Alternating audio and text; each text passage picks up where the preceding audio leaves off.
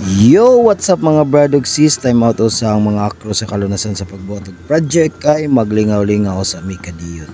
Nag-organize day mi og one day league akro kalunasan Capture Cup 2025 basketball tournament nga gilangkuban sa 5 ka chapters diri sa barangay Kalunasan. Ug gisugdan din ni namo sayo sa Kabuntagon og Unity Walk. Parade padung sa Binyo kung asa mi Manila.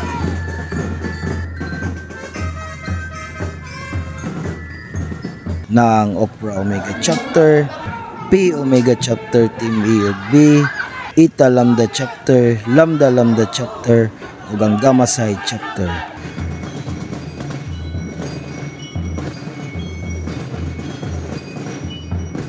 Dili po niyo magpaulahi ang mga sahay sa pagrampa, no?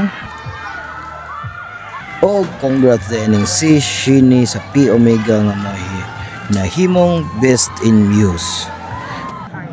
Ug kaning ligaha mga brad ug sis, exclusive ro pud ni siya sa mga brad sa Kalunasan kay para mag-enjoy ang tanan.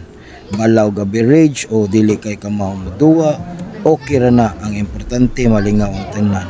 Kay kung naabi ang mga project nga among pangbuhaton diri sa barangay, kami biyatan na nang magbuhat. Mo nang kung naa may mga lingaw-lingaw nga pangbuhaton, dapat kami pud tanan nang malingaw.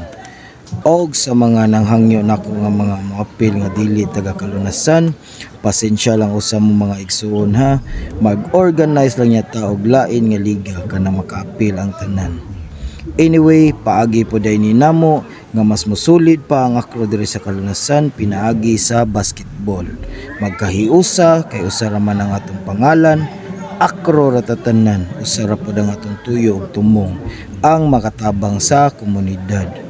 Og para papukaw po ni sa mga inactive members nga mo active balik og magpakabana sa ilang gisudlan kay ang akro dili ra para motabang sa komunidad, naabot kalingawan sama niini. Og kung naabot ka diring dapita sa pagtan-aw brad o sis nga wala pa ka naka-follow sa ako, mamalihog na lang ko og follow nya, share og react ani nga video kay dako na kayo na og kalipay nako. Og congrats po sa tanang mga winners sa ning ligahan, no?